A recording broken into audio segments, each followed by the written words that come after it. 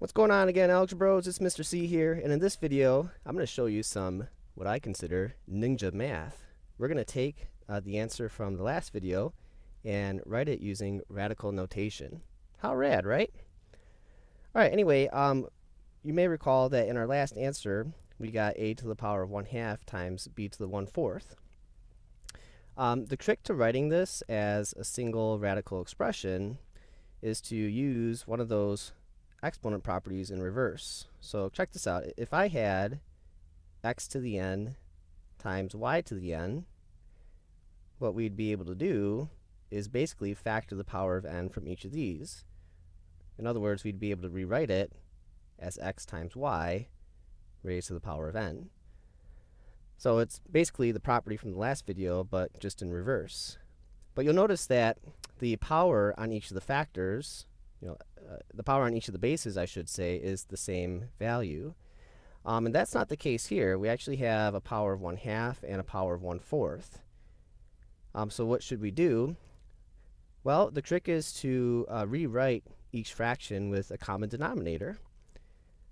So between the denominators of 2 and 4, the LCM, which would give us the common denominator, is 4. So that said, I'm going to rewrite the power of 1/2 that's on A as a power that looks like 2 over 4. Notice that the power of B, 1/4, already has the common denominator, so there's no need to readjust it. Now this property over here is going to kick in. What is the power that I'm going to take out from each of these? Well, check it out. Let's write A, B. We'll have to figure out what powers go on these. But the power that I'm going to take out from each of these is 1/4.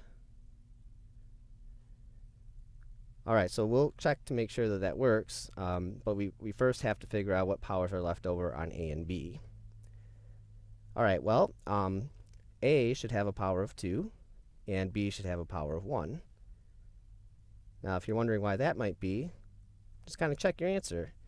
If we were to reverse some of our work, we'd have to distribute this power of 1/4 to the power of 2 and to the power of 1.